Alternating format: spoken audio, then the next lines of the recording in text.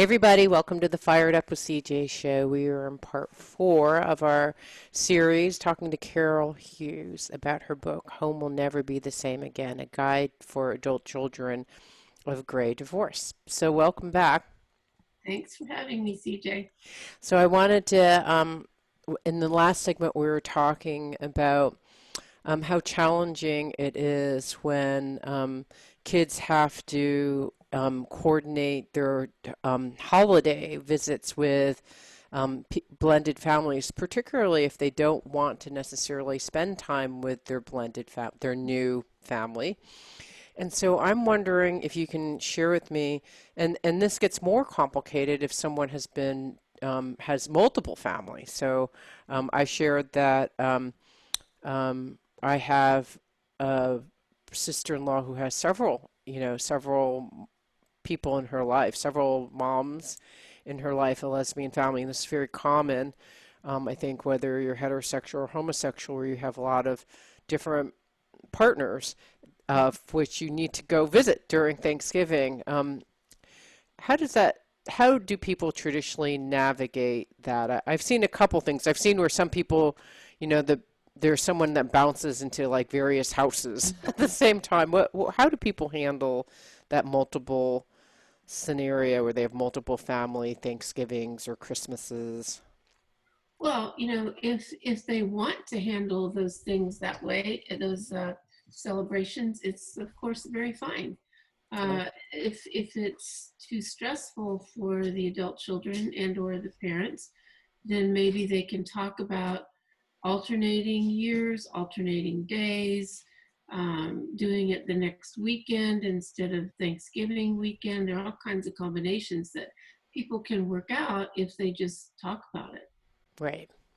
Yeah, it's almost, I know that you're a family mediator in court where they often have to figure out when you're younger, these things are figured out. Like you get your child alternating Mhm. Thanksgivings, those kinds of Yeah, things. So I can see how yeah. that would be a scenario that could work. What are some other issues that come up? I mean, we talked about Thanksgiving and Christmas, but when you have actual multiple divorces. hmm Well, sometimes these parents, maybe it's their second or third divorce, Hmm. and there could be, multiple step parents, step siblings, former step parents, former step siblings, former step grandparents. I mean, it can get aunts and uncles, it can get quite complicated. So, again, what we know about the best way to be healthy is to have flexible thinking and be flexible and not, it can't all be my way kind of thing. So what would be some flexible ways we could handle this? But where people get into trouble is with the adult children thinking this way and or the parents is it has to be my way. It's always been this way in the past. You've always come to my house on Thanksgiving, and that ignores that the children, the adult children, are having lives of their own as well. But maybe there's some, middle grounds. I call it a third way that people could find. Not my way, not your way, but a third way. What could we take and maybe make a combination? As I Right. said, maybe a lot of people do it the next weekend, like Thanksgiving weekend, the next weekend or the weekend before. It doesn't have to be so rigid. Yeah. I also wanted to talk about the other thing that I've noticed when there are these, you know, blended families, are what to do with finances. So, and it's very hard because let's say a man comes with two daughters and the woman comes with two daughters and they're all now a blended family. Some want to go to college, some don't. Some want to go to grad school, some don't. So there are all these kind of financial issues. Um, what do you think is the best way to handle those kind of complicated financial situations where you have different kids, different parenting styles? They weren't necessarily brought up together in the same way, and so now you're having a blended kind of parent philosophy, even potentially, even though both of you didn't raise those kids together. Exactly. That can cause so much stress in new marriages or new relationships. And there are a lot of ways to handle this. One is, first of all, the parents need to talk about, as you were saying, what is their parenting philosophy. Some parents don't think it's good to pay for all of college. They think the kids need to have, some ownership there. Other parents think differently. Um, the ideal is if the parents can agree, and it isn't my kids, your kids, it's our kids. Um, that's ideal, and that they can make, the decisions together. However, that doesn't happen sometimes.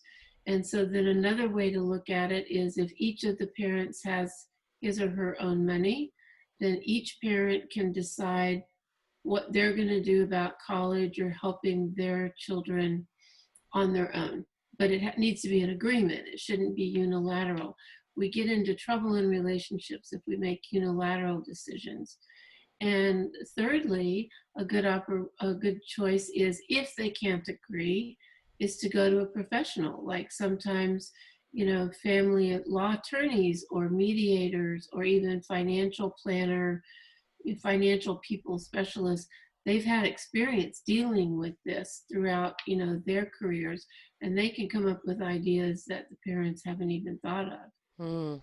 I think the thing that's always challenging with money is associated with value Right. and, at least like And power, material value. Sorry, and say, power, and and power. power. Hmm. So along comes like, this blended family or, two people that come together where different money attitudes, different ways of raising kids. And now that person passes and there's an inheritance and there's all sorts of mayhem about who was loved more. That's already complicated with siblings in a normal, in a family that is just, stay together. But like now with a family that it's like blended together, how have you seen that handled gracefully?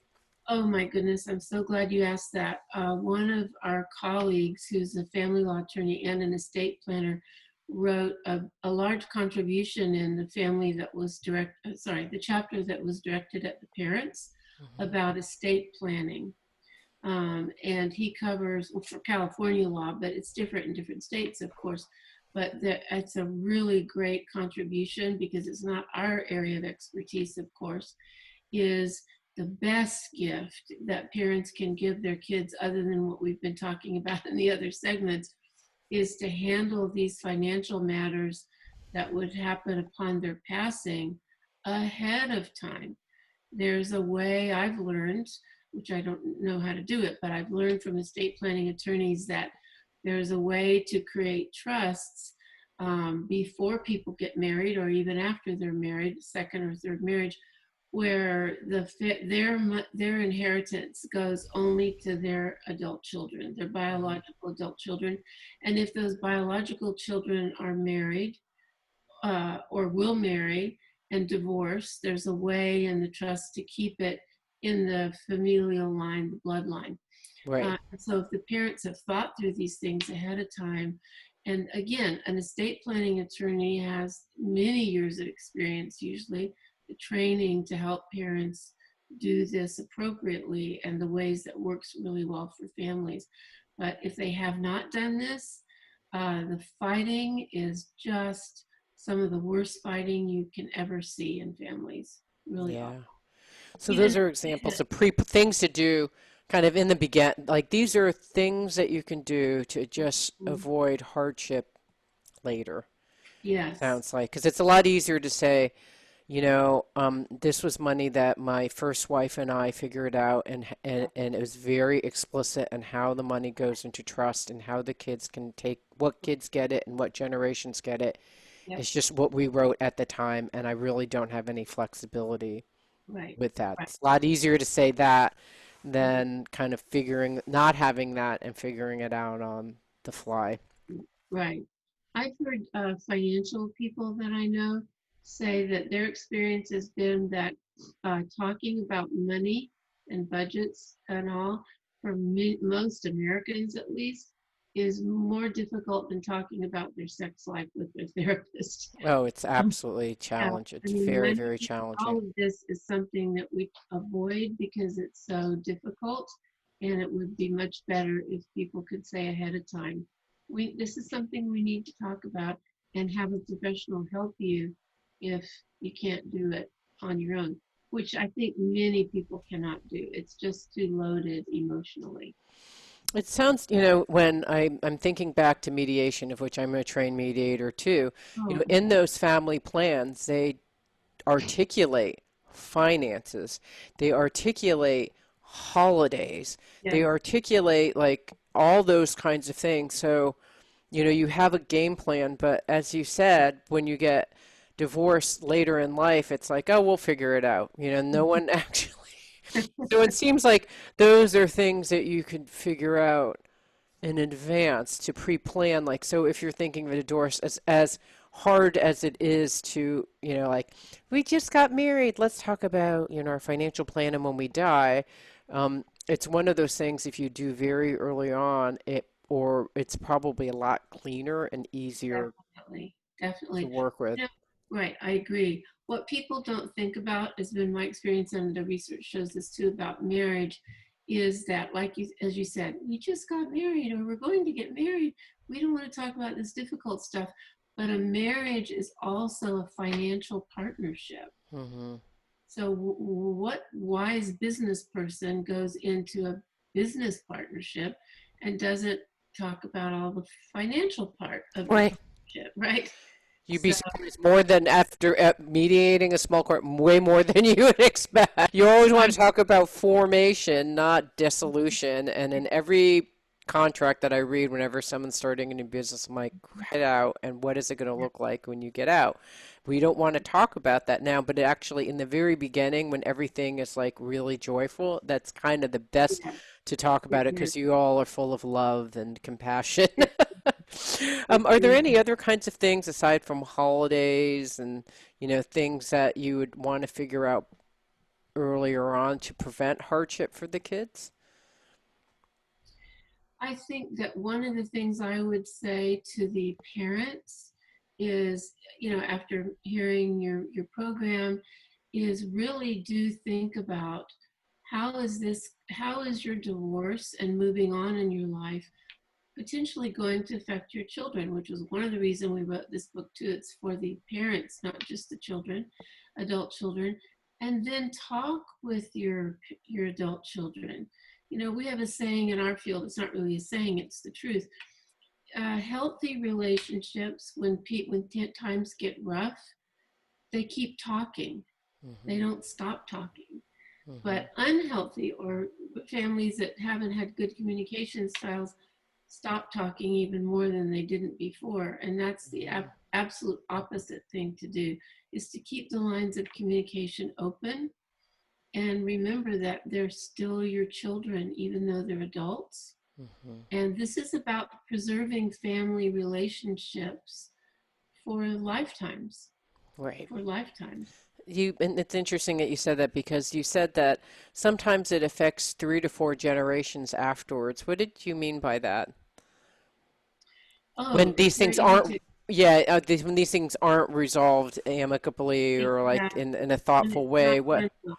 Yeah. Yes, when it's not done well. A couple married for 25 years, there aren't even grandchildren yet, but they don't handle all of what we've been talking about well. And one or more of the adult children and one or more of the parents is estranged or aligned with each other against the other parent. And they don't show up in the same room, they avoid being in the same room, graduations, whatever. Then children come along. I'm not coming to the christening or the birth or whatever if my ex-spouse comes. And then the children grow up with that, and they never see grandma and grandpa together, for example. Mm, Okay, that's a model that they've grown up with. They don't grow up with that sense of connected family. And then mm, often what we model for our children is way more powerful than what we say. So mm. now there's going to be a fourth generation. Those children grow up and have children. And we hear it all the time in our therapy offices. I never really had that sense of family because my grandparents or great grandparents, the story is, wouldn't be in the same room with each other. It was a bloodbath, getting divorced. The family members lined up on each side. And how do the children break that pattern? Mm. So that's how. Wow. Wow. Yikes. Get it together, people. Yes. That's all I have to say. I mean, yeah, that's very sad. But on a happy note, there are many preventative Yes. or many thoughtful, intentional things that you can do beforehand. I think the primary one, so I heard a couple different things. Don't load on your children. They're not your therapist, friend.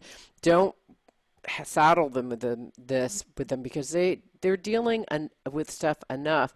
But do you think that's also true later on in life, or is it like the first 5 years, like when they're just trying to deal with the separation? Don't Yeah. ladle your stuff on. But like 5 years later, you're like, that was a hard time for me too, honey. I just didn't want to. Exactly. Yeah, I Right. see. Exactly. Because the adult children will be healing either with help or time does help some. It's not the cure all. But the last chapter we read in the book is called Hope and Healing. Yeah. And it's really directed at the adult children and the parents. The first topic is forgiveness. Mm, And it's a misunderstood concept in our culture. Forgiveness is for us, it's not really for the other person, but it really helps in healing. So, keep, even if you've already gone through this divorce process and are realizing you haven't done it as well as you would like to, the adult children realizing it or the parents, you can always start now. There's mm, always the opportunity to change and make it better. yeah. Thank you so much. We've been talking to Carol Hughes, who is the author of Home Will Never Be the Same Again, a guide for adult children of gray divorce. Thank you so much. Thank you, CJ, for having me. Hold on, It means so much to me that you're listening to the show and would love your support in any way by giving me comments below or to subscribe to the show or share the show with friends. Thank you again for your support. Love and blessings.